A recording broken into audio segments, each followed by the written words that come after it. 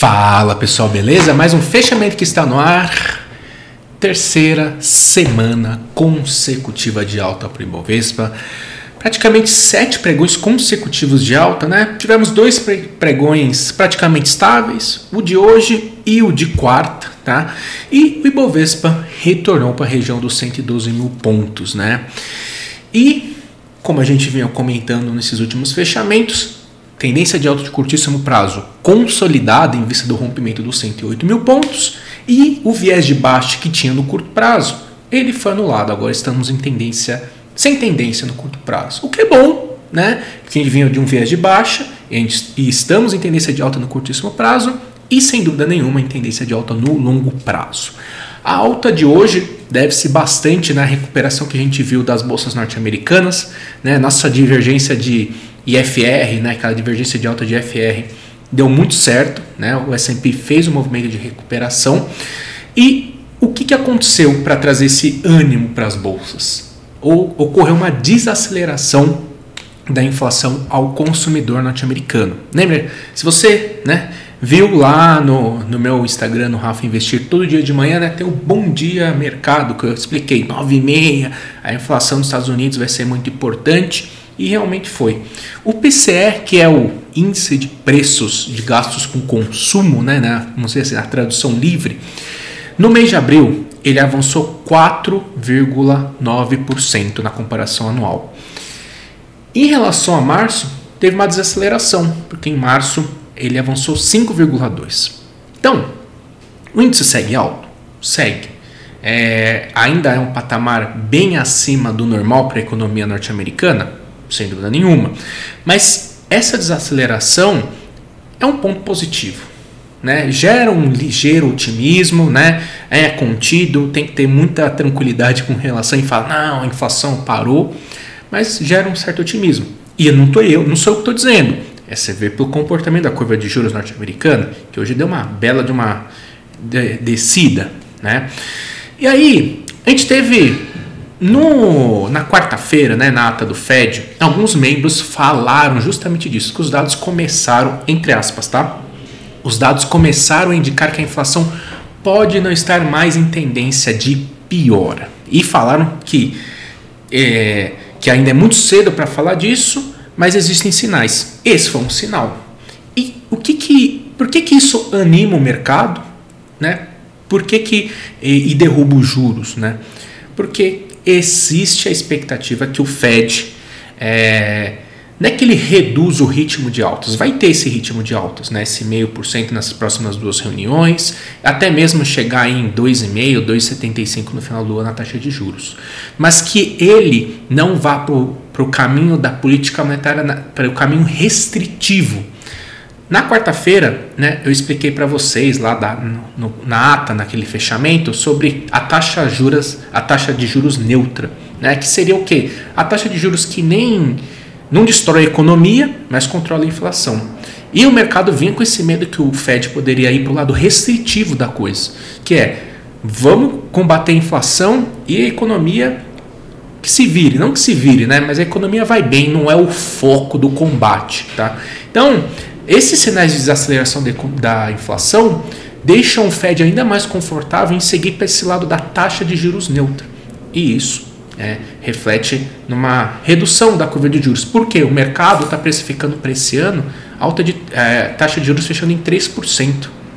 O Fed, nos últimos guidance dele, está em 2%, né, em 2,5%. Então, teoricamente, tem um espaço de correção.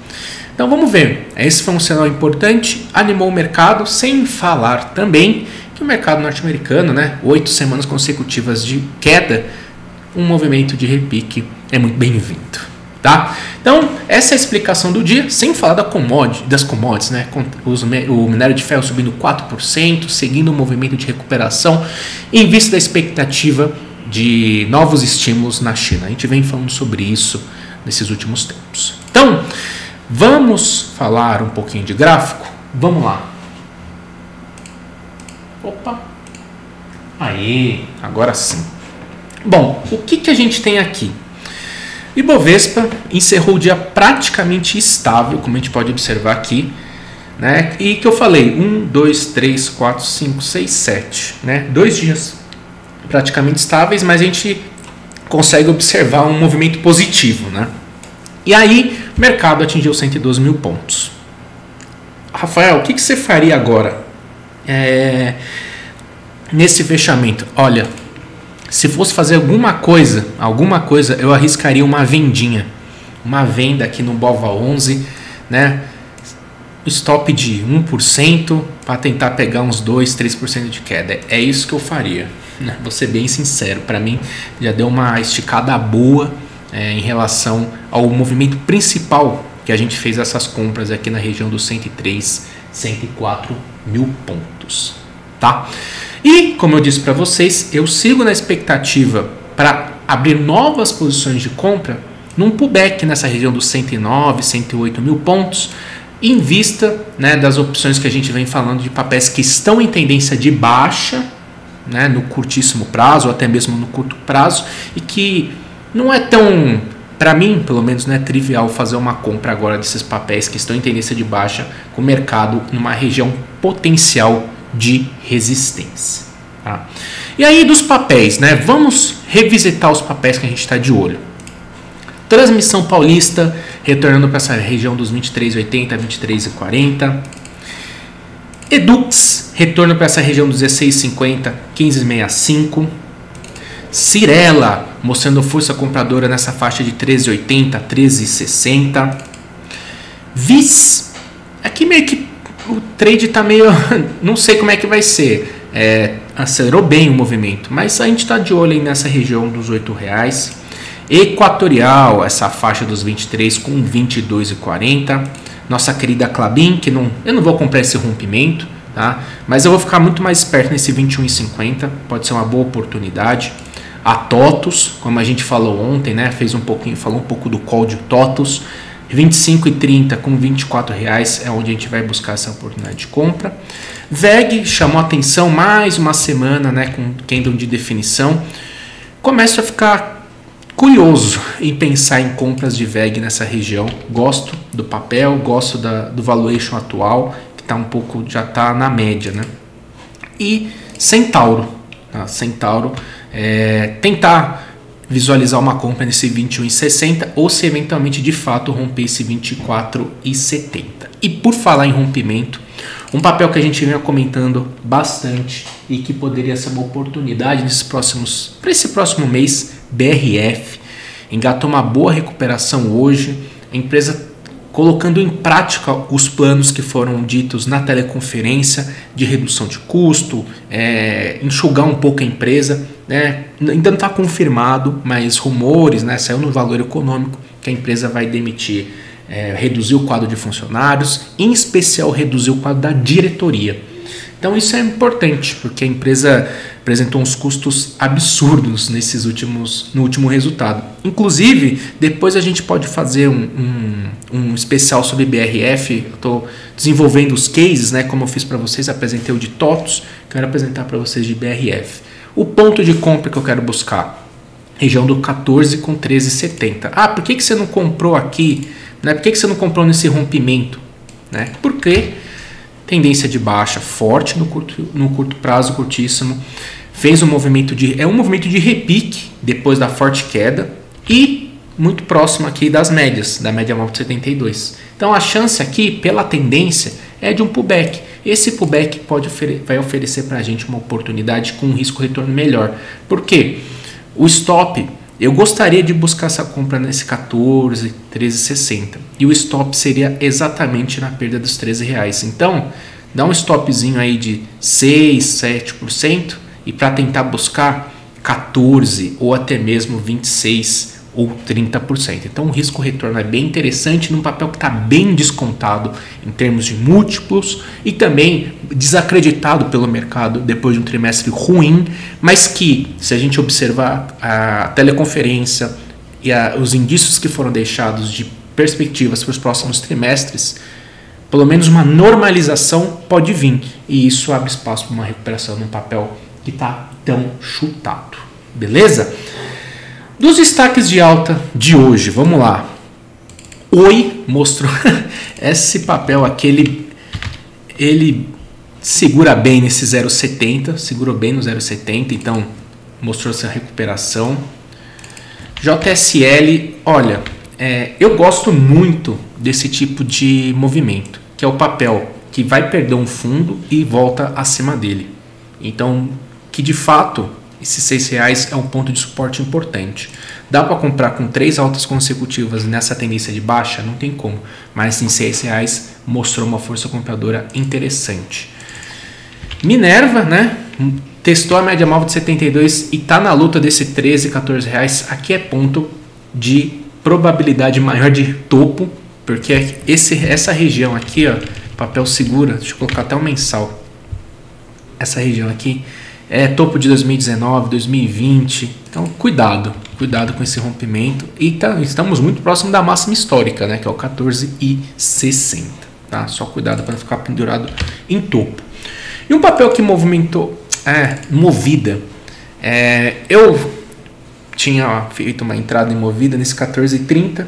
E aí quando fez esse movimento de baixa eu zerei. Falei, vou esperar uma correção maior. Esquece. Aqui não dá para comprar, mas é um belíssimo, é um case bem interessante para ficar de olho. Se eventualmente fazer um retorno aí para esses 16, 15 reais. Pode ser uma alternativa boa. Tá? Do lado negativo, Valide. Uma correção natural depois do movimento de alta. Se você quer buscar uma compra 9,90, 9,65 é a oportunidade. Petrobras, se você vem carregando o papel, a confirmação da perda da média móvel de 21 é uma ótima parcial para você. Edux, né? Foi destaque de baixa, a gente está de olho. Tomara que retorne aqui e mostre uma força compradora maior para nós irmos em busca da compra. E chamou muita atenção Via, né? Por quê? Terceira semana de alta, né, confirmou esse sinal de reversão sobre esse fundo marcado aqui, né, nessa região do 2,90. E o que me chamou mais a atenção desse papel é que conseguiu romper a média móvel de 21 com força, com bom volume na compra.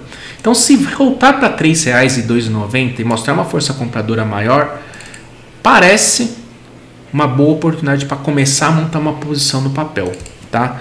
Magazine Luiza também mostrou uma força compradora nesse 13,70. Então, quem sabe esse setor comece finalmente a dar sinais de recuperação. Vamos ver, vamos acompanhar para entender um pouquinho mais sobre essa reação. E para fechar, né, a parte de blue chips, tudo isso, Vale encerrou a semana acima da média móvel de 72. Não foi, nossa, que margem percentual em relação a isso, mas o que a gente tem? A confirmação de fundo nesses R$78, que era um ponto importante do semanal. Quem sabe voltar para os R$90 e a gente fazer uma parcialzinha aí de 14%, 15%. Está ótimo. Beleza? Vamos falar aqui um pouquinho da doleta? Tudo bem que ainda não fechou tal, mas acho que não vai trazer uma volatilidade tão grande.